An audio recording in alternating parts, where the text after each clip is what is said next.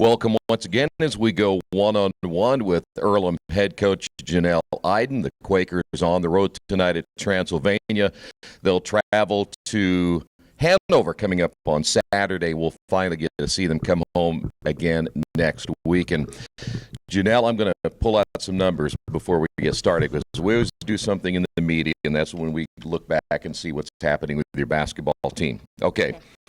Your last four losses, or last five losses, by 5, 6, 10, 4, and 11. And then when you look at your last 8 losses, 9, 8, 1 added to those.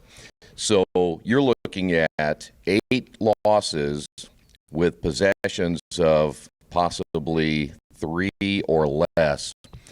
Does that give you kind of an idea that this is a basketball team that really isn't very far off?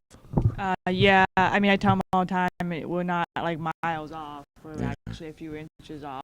And I think you and I talked before the season, and I said the margin of error is very slim, and I think that's showing it. Yeah. It's 1 or 2 possessions that comes back to haunt us and end up being the ball game for us. And like on Saturday, we took a lot of the game off, and then finally clicked on, and that's happened too many times. I know I kind of feel like a broken record. I say a few times we're a little up and down, inconsistent. We have one bad quarter, one bad stretch, and that's kind of been the ball game for us right now. But the hope, like you kind of said on the flip side, is that we are that close.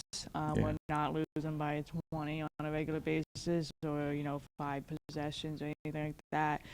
It's just coming down to a handful of possessions, and if we can kind of figure that out, I guess the other thing is if we could stride out here, that's peak at the right time. Yeah. Try to hit your stride. That's key. This is not a critical part. Only 4 games in the conference, still a lot of play. The conference is very balanced this year, so the opportunity is definitely there for us. Yeah. And when you look at those numbers, you take out the 10 and the 11, you're talking about 6 other games, only a couple of possessions away from possibly winning those games. So frustrating. I was going to say, does that make you feel any better? Frustrating. Well, the thing is, and you're probably to a stage now where you're getting really heavy now to the conference season, where perhaps even as of this interview tonight, you go to Transylvania, get a win there. You never know how this thing might start to turn around a little bit and give your team some confidence. Yeah, I would think either win, like tonight or on Saturday, would be a program win. I don't know the last time EARLHAM beat Transy, and it's been a long time since they beat Hanover. And if that can be something that spurs a little momentum, it's like, kind of we can beat these guys, because to this point it's like it was so close, but yet it was so far. I think if that could happen, that would be a big boost for us. And it sends a message to the conference. You knock off the 3-time conference champs, that would be a pretty strong message. I know they're down this year, but they still got the reigning player of the year on the team, and I think the freshman coming in is going to be better than Cole Kaufman or Caitlin Smith by her senior year. So they still have some really nice pieces. Just we need to take advantage of it while we're on break. More casual trip down. Hopefully, no traffic or anything. Knock on wood. But and then versus usually in during school session, this is a more rush trip, kind of hurrying up and getting there and coming back late, and the thought of getting up next morning for 8 o'clock classes is not appealing. No. So it's kind of nice where it fell, and even Hanover falling away during the break and stuff, I hope would be a positive for us. So if we could get one of these wins or both of them, that we're right back in it with everybody else. Yeah, I know you communicate with your basketball team a lot, and I don't know if you look at these kind of numbers like we do and such, and I'm sure they also know, some of these close games. You mentioned consistency, and that's still something that you're searching for. How are you going to try to find that consistency? You mentioned before that you have a little more room to work during the games because you have 4 quarters, you have time between the quarters and such. What is your message sometimes when you see things maybe not going as well, like at Anderson when you fell down early in that one but battled back? What do you try to tell them during those timeouts to kind of get them going again? This group, we respond better to calmness than they do me getting in the grill or anything like that. So I had to remain calm. I think it shows a lot. We've come back from like 20-point deficits and like cut it close and make these crazy runs, but it takes so much energy to make those runs. So I guess I remind them we've been here before.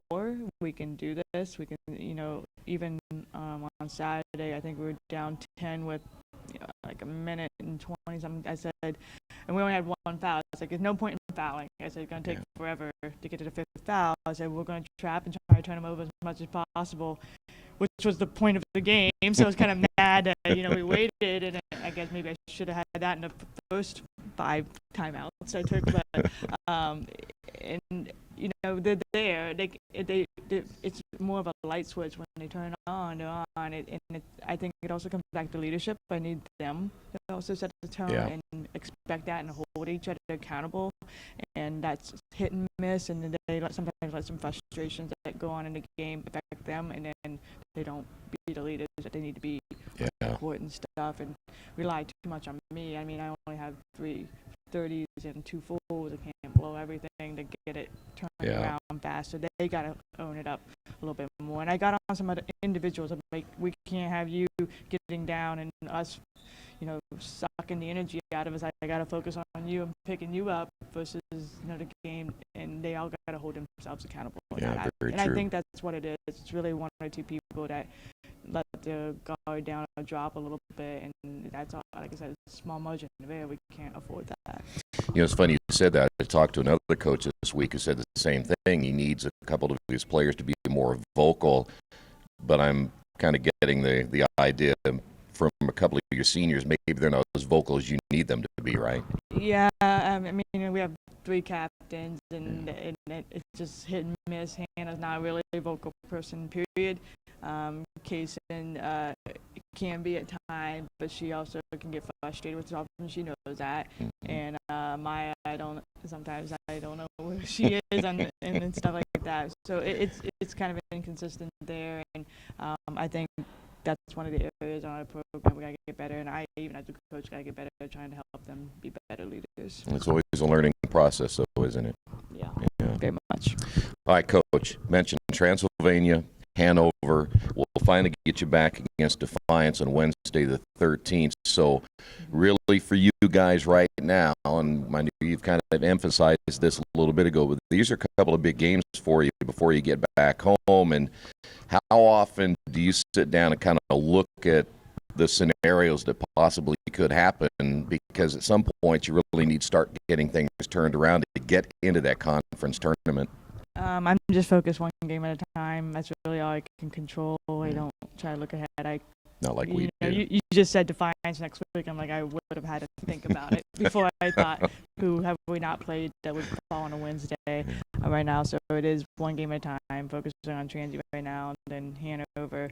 I can't with this team and stuff think too far ahead. I know, like in Cali against Chapman and in double overtime, I wasn't thinking about saving legs and stuff. I was thinking about winning the game. And that's what it's been for me, is how do I win this ball game and then get ready for the next game for us. So we just got to play our best and control what we can control, and take care of 1 game at a time, and then I think at the end we'll be in okay. But these are critical. We let 4 go, so we got to make up some ground.